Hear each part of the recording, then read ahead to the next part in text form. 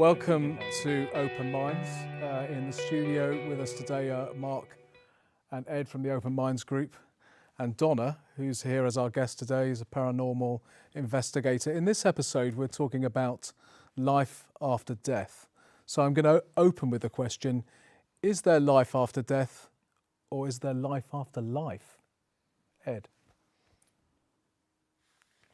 Yes. That's such a great question, but such a difficult one to answer because, you expect us to give our beliefs on this because I don't think I can prove either way.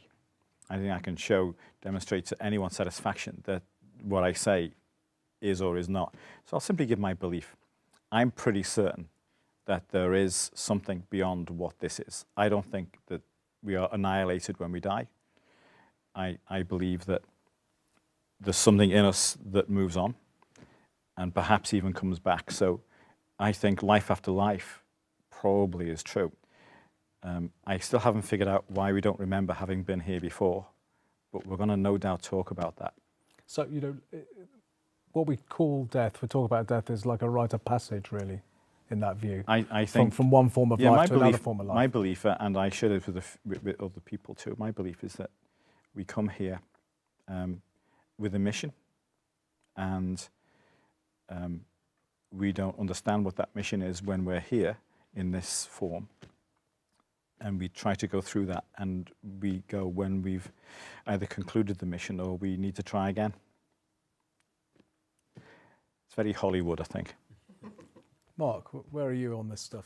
No, it's a difficult one. My mind's constantly, kind of being changed. The problem is that any ideas around it are only belief. A lot of people have hope that, there is something beyond the grave. And I often wonder whether or not that has kind of generated this whole idea of an afterlife, heaven and hell. And it's the hope that we're not, like you just said, annihilated when we die. I'm very interested in, though, consciousness. And there are reports where consciousness can exist outside the body, where people have had that sense of not being here inside themselves, but their consciousness has been elsewhere. I mean, people talk about, don't they? Yeah, we're going to talk about yes, near-death I know, experience yeah, later, but yeah. people talk about being in a different place as they're dying, or in a different place. Or not necessarily when people are dying. People have, being on the operating table and that type of thing, and that interests me. And I think to myself, well, if the consciousness can exist outside the body, even if it's only for moments, then maybe there is a possibility that when we die, that consciousness may also continue to exist in, kind of some form after we've died. Okay, Donna, life after death, where are you with this? For me, I think the term is the life after death. I would say there is consciousness after death. Consciousness lives on. I So think. you're with Mark on I'm this? with Mark, and from the experimentation and the research that we've done and the communication that we've had from, quote, the other side, I firmly believe that consciousness carries on after death.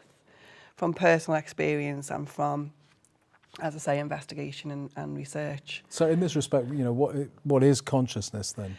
What are you talking about? I think for me, the fact that, we all want to know, do we survive death as a physical process? I see it sort of like the butterfly and the chrysalis. It's just, in a way, like what I'd say, it's just a transformation from one form to another.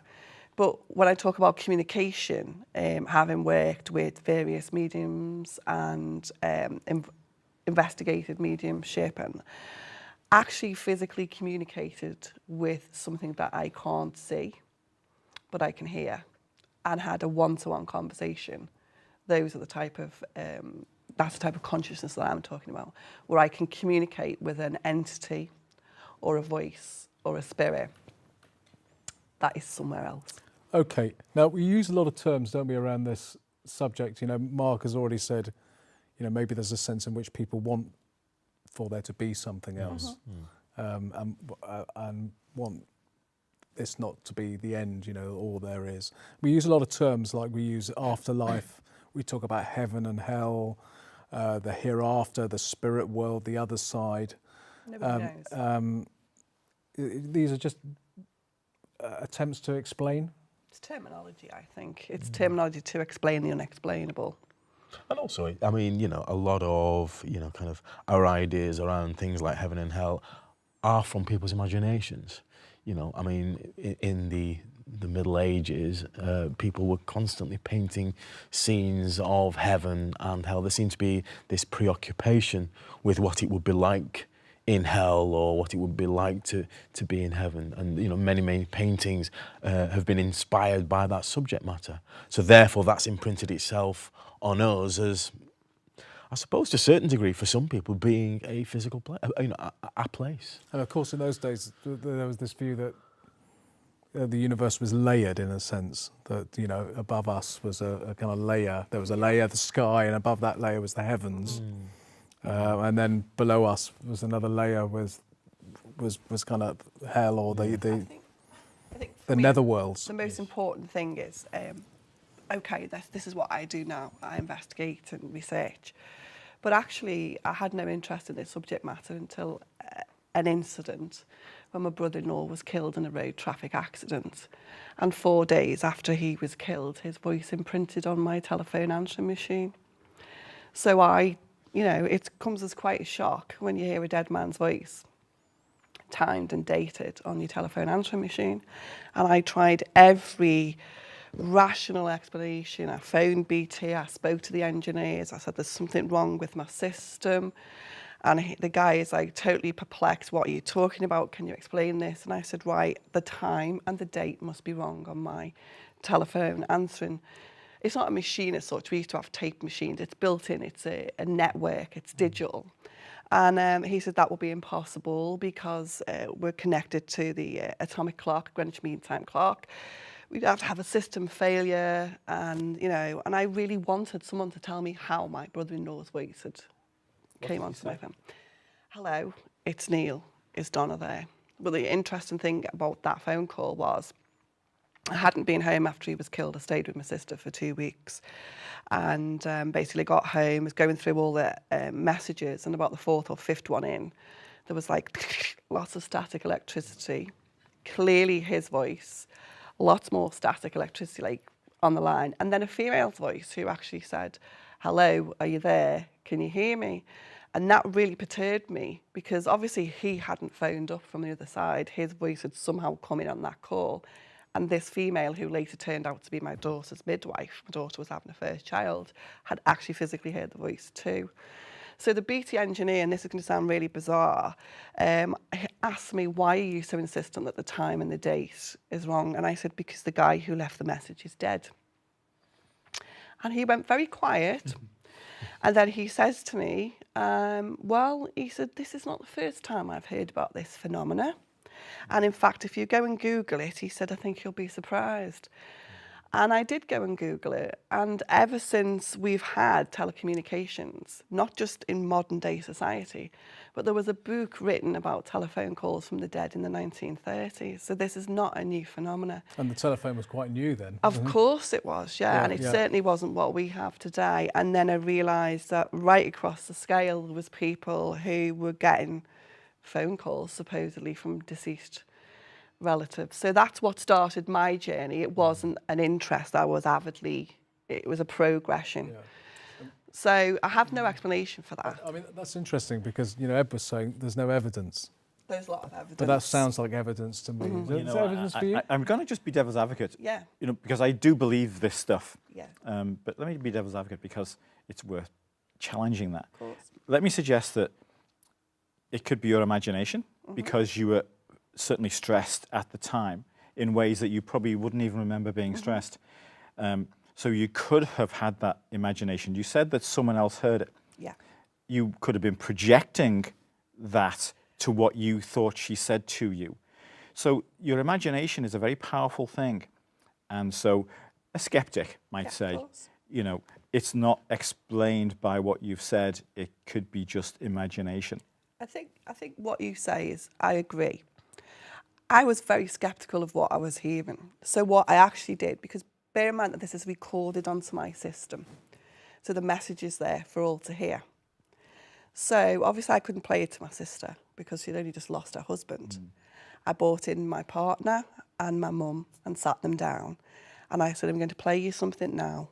Can you please listen to it and tell me what you hear?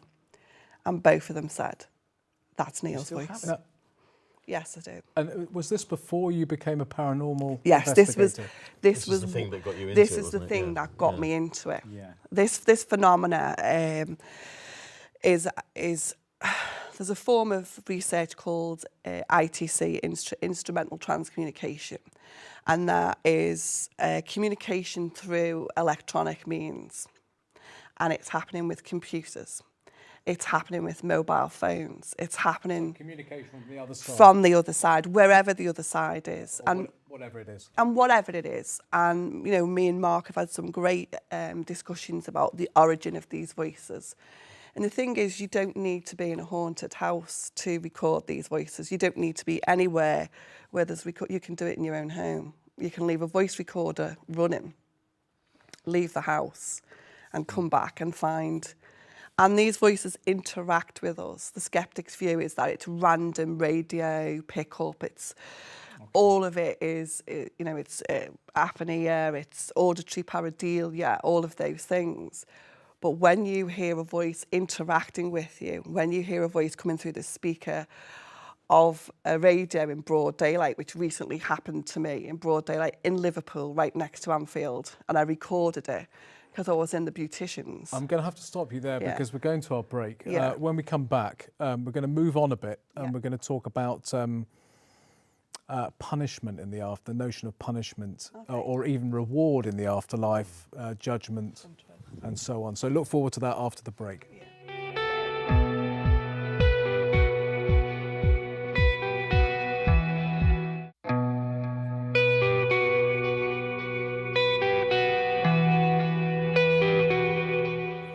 Welcome back to Open Minds. We're in the studio with Mark and Ed and Donna. We're talking about life after death in this episode.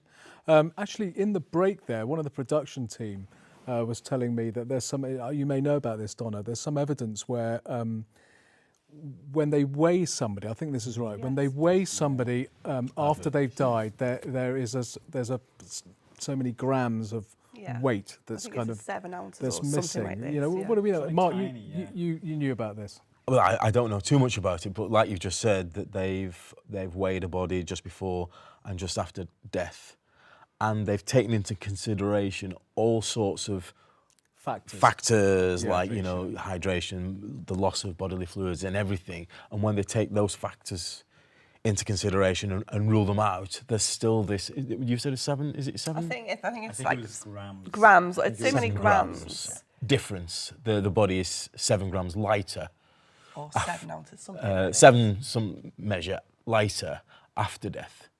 And so therefore people are obviously... So that would indicate perhaps that there's something that we have about us which can be physically measured, They which did physically measure it. They actually had special mattresses in hospices. Family members gave permission to the scientists who were doing the research to allow their loved ones to be lying on these mattresses, and the measuring was so accurate. That's how come they knew that everyone had this. And they're saying.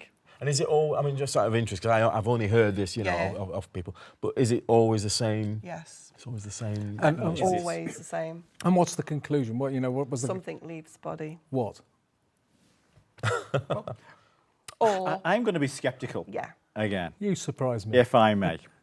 But as the engineer in me, I've got this left-right hand conflict going on in my head all the time. But the engineer in me is saying, that's baloney. If you actually have a spirit, which we kind of like to think is an energy force, Yeah. then okay, all matter is energy in some form. But 7 grams of it, that's a lot of energy. Mm-hmm. That's a huge amount of energy. Why would we need that much? You know, Why is that such a huge amount of energy? 7 grams, 7 grams of matter is a huge amount of energy. Talk to any nuclear physicist, and they will tell you all about why that's a huge amount of energy.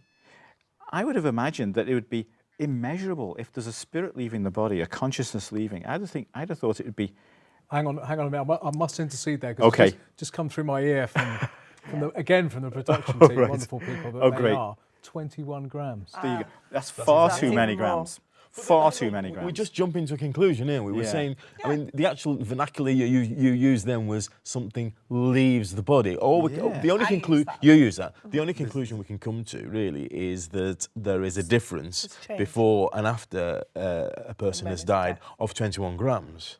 We're not necessarily we can't now say that is the spirit or No. that is something leaving the body. All we know is that It's it's 21 not grams. body fluid, it's not waste, it's not So the what is it? breath, that it's something else. But we can't say it's a spirit. No, once again, it's unexplainable. Right. And so I suppose really Well, that's as far as we it's are on interesting that because I subject. can really, remember isn't when my mother died. I was with her when she was in hospital when she died, and the nurse said, "Would you like to have a few moments with your mother?" And she's passed away, and I said yes. And then she came in, and it may be something they do, I don't know. And she said, "Would you like a cup of tea?" And she ushered me out for a cup of tea. And then she said, "Would you like to say goodbye?" And when I was sat with my mother just after she died, for the first time, I could still sense her there. I had a sense of a presence in the room. When I went back in after my cup of tea, Nothing. there was just, an inanimate body. That's my feeling as well. When my mum died, I was there both before and after, and I just couldn't sense she wasn't there anymore. Once she'd gone, she was no longer there. Once she'd gone for a few minutes, she was no longer there. I couldn't feel it at all. But that could simply be my emotion was adjusting to this immense loss of a human being, and to feel that they're there still when they've just gone, I don't think that's unusual or inexplicable. And then to feel that they've gone when you've had the moments to adjust to that. I mean, watching someone physically die, which is something that I've done a number of times, it's the visual aspect for me. Not because of my beliefs, because some of the people that I witnessed who died was way before that I got involved in any of this. But there seemed to be almost something almost like it just left the body, like life itself, the essence of life, left the body in a really peculiar manner. And I have looked at, deceased relatives, and it's so weird. It's almost like they are a casket, a shell, a pupa or something. That's how I felt. There's nothing there. I remember saying to my... St. Paul calls it a tent. Yeah. That's interesting. Yeah. But do you not think though, sorry, I'm being a bit sceptical here, Yeah. but do you not think that we are then adding, I won't say the rest, but we're using terms like, she had left, she had left her body, but we're still really, kind of no further on knowing what is actually happening. No. Yes, Afterwards, yeah. Okay, I want to move on now because that's a natural kind of break in terms of moving on. I want to move on to what happens in the afterlife. In a lot of religious traditions, there's this notion of maybe takes place between this place and that place, wherever the other place is. This notion of some kind of a judgment people talk about who go through a kind of, we'll come to it later, but a near-death type of experience, a post-death experience. They talk about their life being replayed in front of them. I think it possibly in the Hindu or the Buddhist tradition, it's spoken of as the karma loka. It's in a lot of religious traditions. What do we make of that judgment, where we're called to account for our life in some kind of way? Well, we kind of take the word karma loka for a moment because that was a fairly new word to me. And of course, you will imagine that I kind of looked that up. I'm sure that I've just shown my ignorance to everybody in the world. But the way I understand it, it's the time between lives. Yeah. So there's a number of assumptions in there, aren't there? That we leave this life and we then have a little review and we then decide what the next life's going to be and we move on to the next one. So am I right? Is that how people see what karma loka is? That is what karma loka is, yeah. Related to karma, Yeah. obviously. Well, I guess so, on the loka riff. Yeah. Yeah. But I said earlier that I think I believe in, and I do believe in that this is not the only life we have as a consciousness, as a spirit, whatever we want to call that thing that is the essence of our life. I think there's more to it, and I do think that there's this time, and I call it time. It's probably not where we pass on from this mortal coil, and we review, and with something else, with some being or some other spirit or whatever it might be that we review this with, and decide what to come back to do. And we may, I'm not sure we come back as the same person and relive it all again in some different way, or we come back as something else, and or why we even do that. I'm really a bit confused as to what. Well, if I'm convinced we do. I'm convinced we do, but why is trash your ideas? But yeah, go on. No, not at all. But we've kind of really moved kind of quite away from kind of factual stuff like the difference in the weight of the body when someone's died, to something that is like very much belief, very much. Even the Karma Loka, or is it the Bardo state? There's no evidence at all at this moment in time of these states actually ever existing. So it is all kind of wrapped up. Can we have hard evidence of this stuff, or do we live in a post-Enlightenment society where we have to have evidence for everything? This kind of, or maybe there's different kinds of evidence. Well, as long as you don't have evidence for it, it's fine. Nobody's saying you have to have evidence, but then you've got to. It then belongs in the camp of just belief. It's not a fact. It's just belief. We need someone dead to walk into this studio now, who we all knew was dead, and tell us all about it. I think after death communication is where the evidence will lie. And is there evidence that kind of evidence that there is some form of judgment or life replay? From the, I mean, there's a long history of research into after death communication that's been going on since the 19th century in the UK. Obviously, you have the aspect of going to mediums and after death communication and all that type of stuff. But from my own personal experience, I have not come across any negative communication. No, I'm not talking about negative. I'm talking about heaven and hell. Yeah. I personally think if you're going to pass over to another world, I still think your views and feelings will be the same on the other side. It's like I was once asked about mediumship. Now, my question, sorry to interrupt on this. Yeah. My question is about the replay of the life. Can I just come in there? So, in my personal opinion, in my experience, I've never come across any spirit communication or energy that seems to suggest that you are going to be negatively viewed. Well, no, I'm not saying negatively viewed.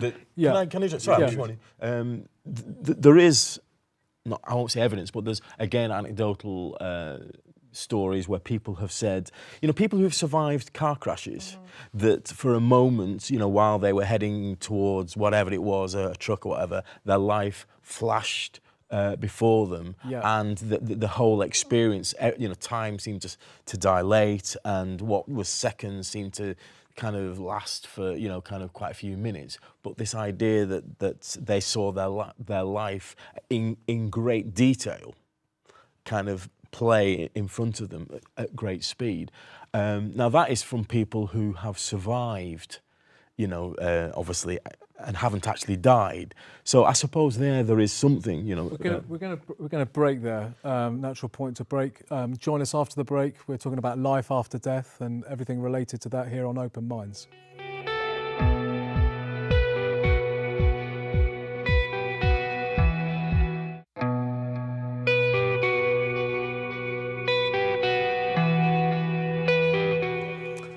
Welcome back to Open Minds. We're talking about life after death with Ed and Mark and Donna.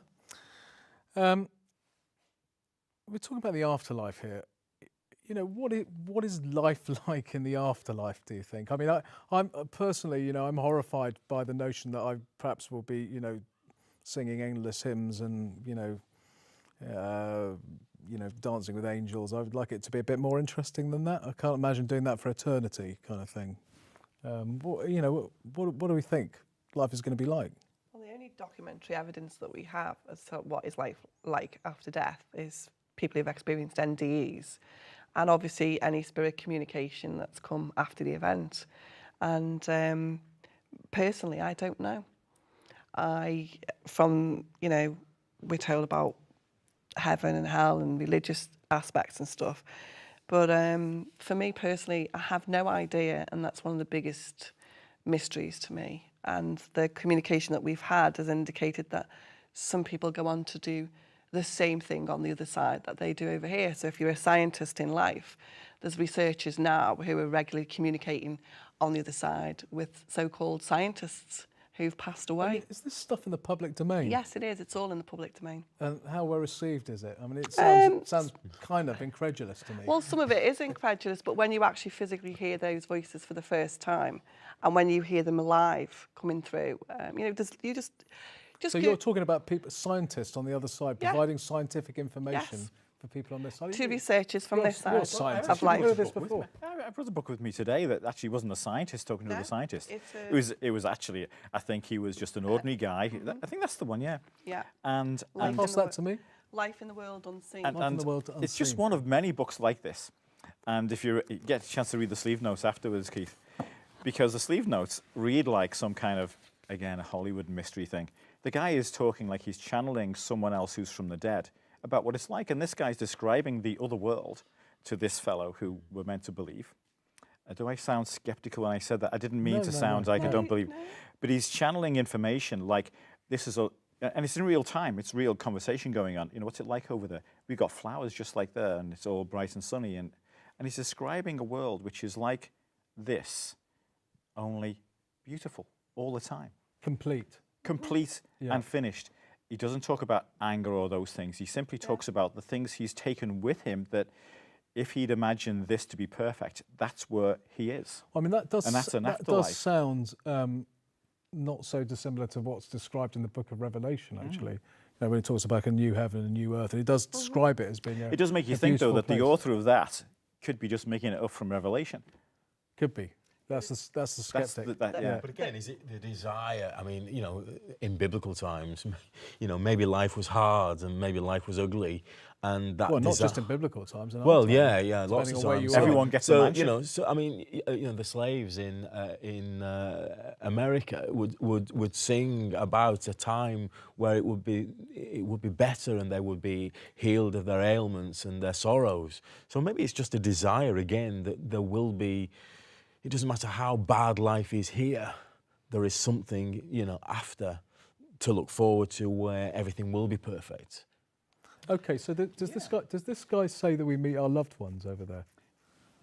He doesn't say that in that book, as far as I can remember. But other books will say that. Yeah. And my mum had a near-death experience during her cancer treatment, and she was critically ill. And she described her NDE again as travelling down a tunnel of light, and at the end of the tunnel, where her relatives, both of her parents, were deceased and stuff, she couldn't see them. All she could see was the outline of a person and hear voices, and they told her that it wasn't her time and that she had to go back. I mean, it's interesting. I mean, a lot of these stories you're recounting, Donna, are actually from your own family. Yeah. Do you think this is unusual that you've had so many No. experiences? Do you think this is normal for families? No, I think the truth is my dad had a really serious road traffic accident and broke his neck, and it was public. It was all over Same the press. accident that you referred to earlier. Yeah, and my dad had an accident, and he described perfectly what Mark was talking about. He described time almost standing still. His lorry came off a bridge and Right, landed okay. on the road underneath. And he described it perfectly like his life had stood still. And if he was here today, that's probably how he would describe it.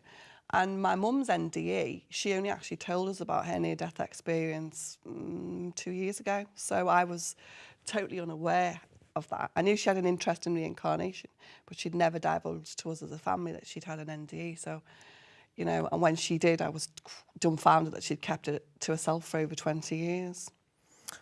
Okay, if you know, if there is an afterlife, and I think we kind of broadly are thinking that perhaps there is varying degrees of sort of acceptance of the notion, but if there is an afterlife, does that affect how we're living now? And how does that? You know, let me rephrase that. How does that affect our life now? And you know, you're obviously a professional in this area, if you like, Well, but have you been affected by this? I think I see the world very differently, and I'm not as closed down as I used to be. And I think that my fear of death has all but left me, obviously up until the day of my death, but my actual fear of death, because I used to be quite fearful of it, sort of seems to have dissipated, and I'm just very intrigued as to what lies beyond. Yeah, I mean, there's been some really brilliant research on the hospice movement, and doctors and nurses have declared their own experiences of working with people who are dying and who have had some very extraordinary experiences of death.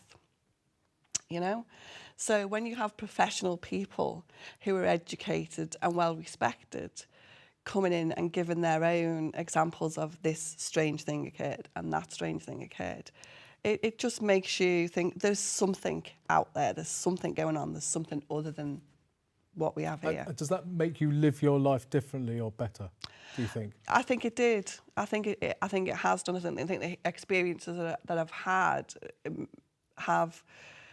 I think they have changed my life to. I'm more interested in the things around me, the world around me, and kinder and more loving. And I think so. Yeah, I think more tolerant. I'm not entirely sure. I've got at least one very close friend who will be probably watching this and will be thinking, and they declare themselves atheist and having no particular view, and they think it's annihilation at the end. And they'll be saying, that doesn't change me from doing the right things and being respectful and kind to people. It doesn't mean that I'm going to run amok and just do what I like at other people's expense because there's no penalty to pay afterwards. I just think I'll do what I think is good. So I'm not sure that believing in an afterlife or not changes necessarily the way you behave while you're here. I disagree there. I mean, historically, and even today, you've had people, saints, martyrs, who have, given up their life for the cause because they know that there is something richer, something better to follow. And, without opening, too big a can of worms, there are people today in our midst who are martyring themselves again for the cause with a promise. There is a promise that they will be rewarded in an afterlife. So that is definitely, I think, affecting... So it can affect us positively and negatively. Well, yeah, I think I would agree with what you said, but I'm not sure that counts as what I've just said. I was trying to say that you don't need to believe there's something better afterwards to lead a decent life now. No. And that's what I was trying to argue. I'm the same person as I've always been, but it's not just a belief, it's an experience, it's personal experiences that initiated that interest. And then, I'm still not 100% sure about where we go or what we do. I haven't been on the other side, so I wouldn't know. But it hasn't changed me as a person. I think I'm more tolerant than I used to be, because there were times when I would completely put the walls down if anyone wanted to discuss something that I didn't believe in.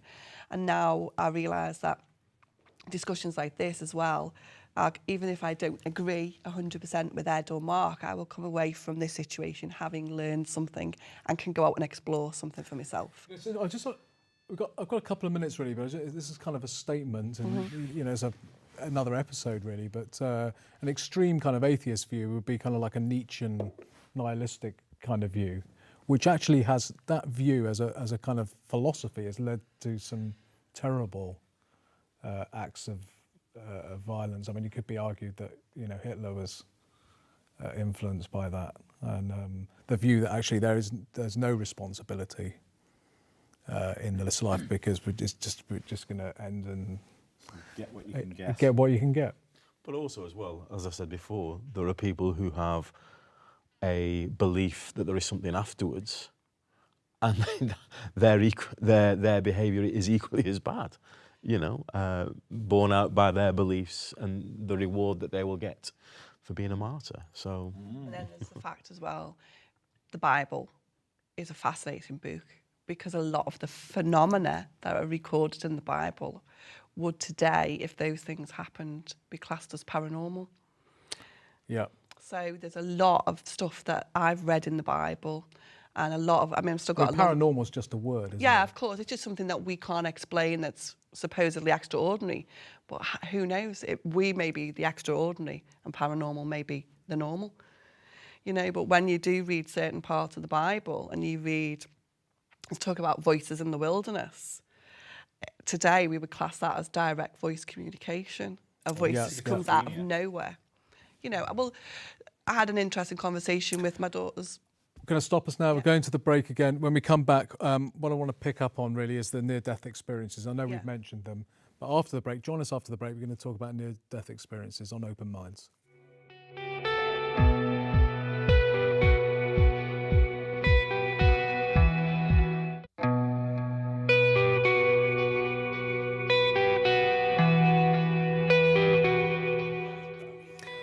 Welcome back to Open Minds. We're discussing life after death here in the studio.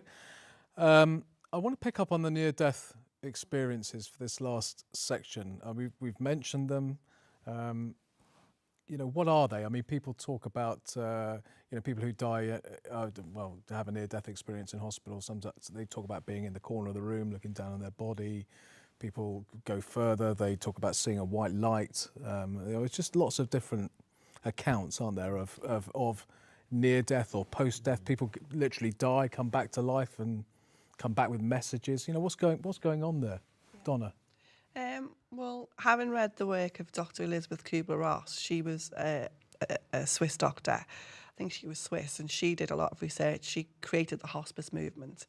And her research, and there was also some other research from doctors in New York, very famous research on near-death. So she, just stop me there. She was a person of faith, then, if she was involved with the hospice movement? No, she created the hospice movement. Yeah. She was a scientist and a doctor, and basically she's wrote multiple books on death and dying, the grief process and all that. She's very famous, but she actually indicated in some of her later work that she'd come across like people who were near to death, and then would come across them physically in spirit form in another part of the hospital and stuff like this. She documented it so that they weren't actually physically dead, but somehow a projection of them. Like one lady, she talks about meeting someone who had physically died in the lift. So, and she's a woman of great education, great intelligence, and very well respected. And then there's a research in New York where there was a group of doctors who were researching near death, and basically what they did was planted objects throughout the hospital and on different floors, different levels of the hospital. Like there was a tennis shoe on the 5th window on the left-hand side of the building. It's all been documented and it's all out there in the general public. And people who'd had near-death experiences had joined the research, and some of them had said, oh yeah, when I was floating through the walls of the building, one guy described seeing a tennis shoe hanging off the... I'm not too sure, yeah, but I'm not too sure if that's been discredited.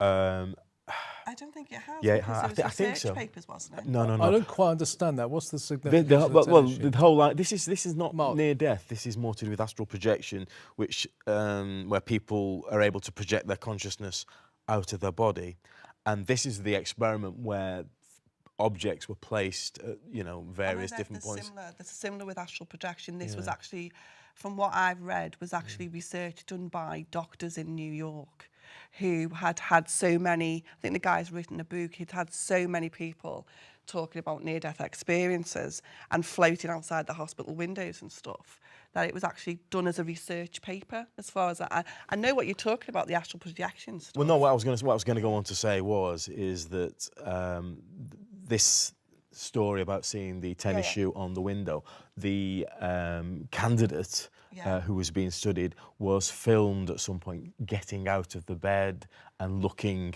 out of the window or at this particular object, then getting back in the bed again. So it kind of totally scotched this whole kind of research. I'm not saying. I'm just saying that particular thing, and I think it was Anthony Peake who wrote the Is There Life After Death book, who's done a lot of research into near-death experiences. When he kind of delved a little bit deeper, some of this stuff had been like kind of hijacked. You mean? Not hijacked. No, it had been like kind of uncovered to be not true or not as accurate not as true as was being initially reported. Okay, let's go back to so there's near-death experiences, and then there's people who actually do die. I mean, people die and come back to life medically.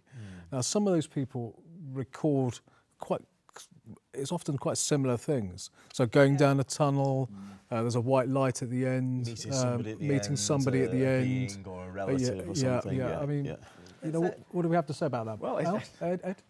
I don't have any personal experiences of those things, I'm pleased to say. But I do have a close relative. I won't say who it is, but she knows who it is.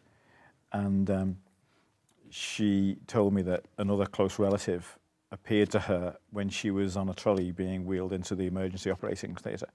She was really close to death, a crisis in something that was vital systems was giving up, and she was being wheeled furiously into the operating theatre. And she was, at the time, she was pregnant, very close to delivery, and that was part of her problem too.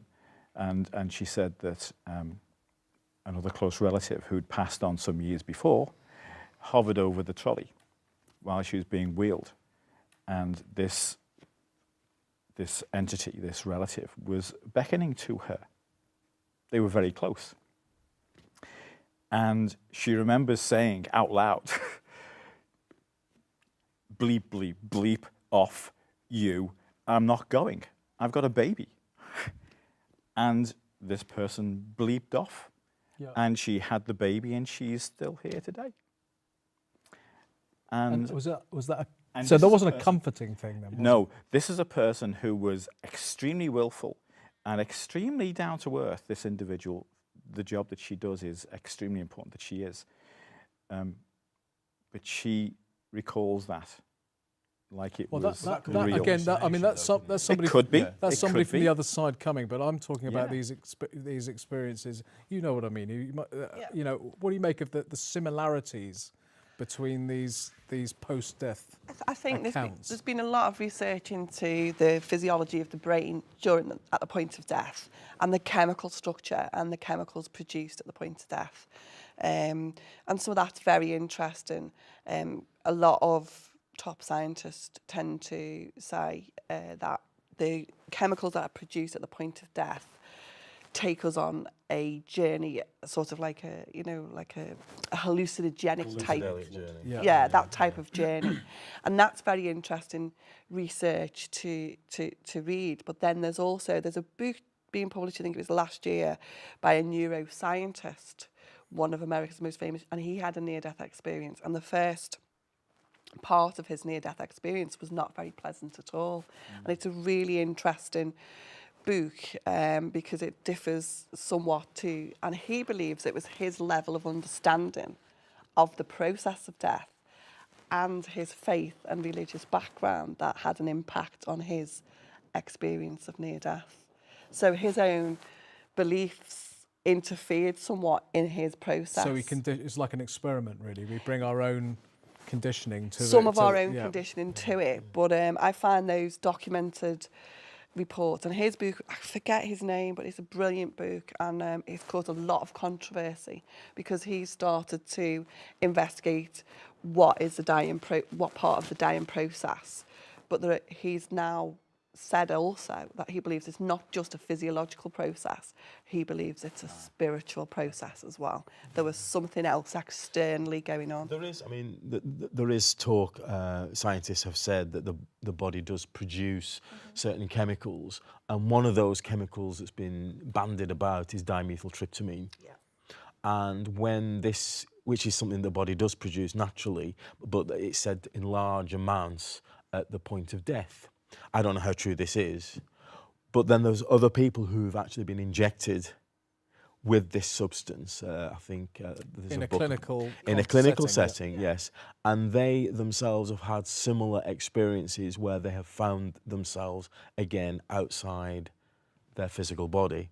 So whether or not this chemical, this dimethyltryptamine, is something to do with that whole process and the experience of feeling you are leaving your body, I'm not too sure. Well, I mean, the white light experience is also people who practice, serious meditation, fasting, in across religious traditions will talk about that. Almost in some traditions, it's the goal is to get to cross over. Yeah. And that's what's interesting about some of the research to do with the dying process and about drug therapies and stuff like that. And but it is interesting but not all NDEs follow the same pattern. Some are very, very graphic and some are very, very different.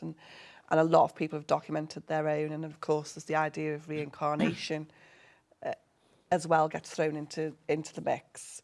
Yeah, we might talk about that in the next kind of Yeah. session. Yeah, in fact, the author of the book you just described, he has a book on NDE as well, as another one of his publications, and I think it's probably worth a good read, because it does deal much more with the scientific side of NDE, and I'm not entirely sure that he has any conclusions of his own, but it presents lots of data for us to make our own judgments.